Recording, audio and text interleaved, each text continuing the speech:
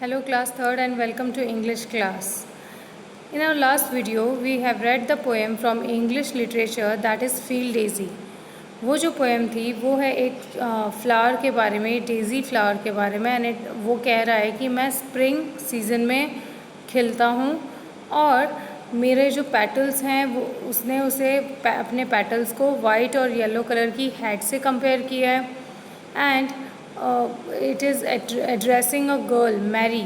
वो जो गर्ल वहाँ उस फील्ड से पास हो रही है उसको वो एड्रेस कर रहा है फ्लावर. उससे कह रहा है कि तुम मेरे ऊपर से भागकर या मेरे ऊपर पैर रख कर मत जाना वरना मैं कुचला जाऊंगा और आराम से वॉक करके तुम यहाँ से निकलना. And it is saying that मैं खिल जाता हूँ means when I Bloom in the season of spring. It means you have to understand that now the spring season has begun and winter has gone. So this was the poem about. It was written by Anne Taylor. So now we'll read and we'll solve the exercise that is given on page number 2 and 3. About the poet. Anne Taylor was an English poet. She wrote many nursery rhymes, poems and stories for children. The well-known nursery rhyme Twinkle Twinkle Little Star was written by Anne Taylor along with her sister Jane Taylor. Okay so ये चीज़ें मैं आपको पहले भी last video में बता चुकी हूँ कि जो ट्विंकल ट्विंकल जो पोएम राइम्स हम नर्सरी केजी में रिसाइट करते आए हैं वो एन टेलर ने लिखी है. एन टेलर और उनकी सिस्टर जेन टेलर ने.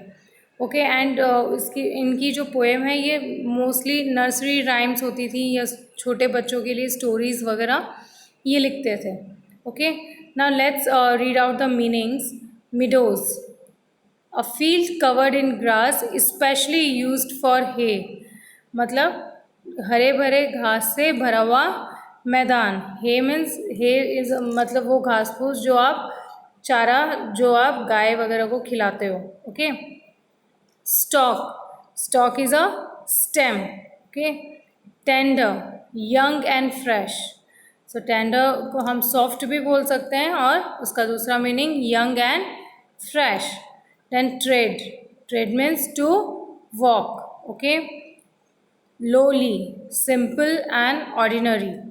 Okay, so these are the meanings. No need to write them in your notebook. Just जब भी हमें पढ़ना होगा हम इसी में से रीड आउट करेंगे. आपको ये नोटबुक में नहीं लिखनी है. Okay now the question that is given is tick the correct options. For number 1 the pretty little thing is a dash. Okay so 3 options are given. You have to select the correct option. A child, a flower, the green meadow. The pretty little thing is a flower, so you have to take a flower. Okay, next the phrase white and yellow hat refers to dash. The colorful headdress, the white and yellow umbrella, the petals of the flower. So if you remember, the daisy is comparing its petal with the yellow hat, so the answer would be the petals of the flower. Next, Mary should not step on the flowers, step on the grass, enter the fields. Mary को क्या नहीं करना चाहिए? She should not step on the flowers. Okay, so that is the correct answer. Next, spring brings along. Spring अपने साथ में क्या लेकर आता है? Children, flowers, rain and thunder.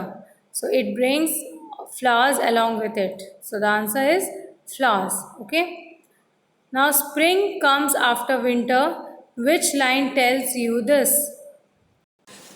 So in the poem ये क्वेश्चन आपसे पूछ रहा है कि आपके पोएम में कौन सी लाइन है जिससे आपको पता चल रहा है कि स्प्रिंग विंटर के बाद आता है. तो यहाँ पोएम में एक लाइन दी हुई है लास्ट में, that is For I always seem to say surely winter's gone away.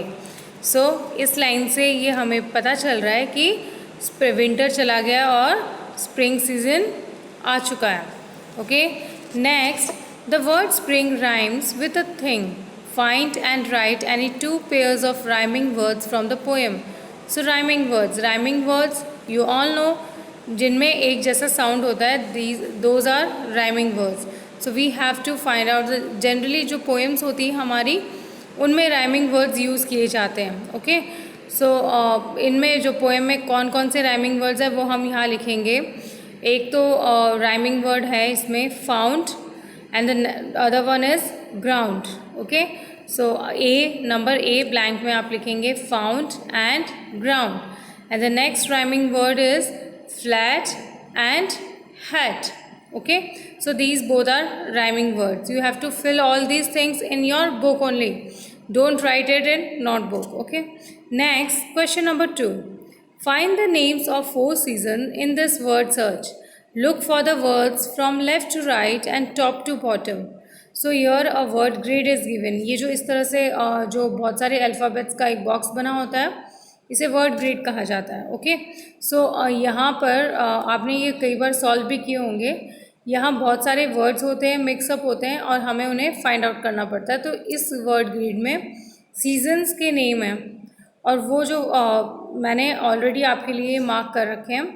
Like the 4 season that we can found in this word grid is winter, spring, summer and autumn. So you can also now you just mark this all the 4 seasons in your book. Okay, so students, again I am saying कि ये जो भी questions हैं ये आपको book में ही solve करने हैं. No need to write them in your notebook. Okay, that's all. Complete your chapter and read the poem again. That's all from my side today. Thank you and have a nice day.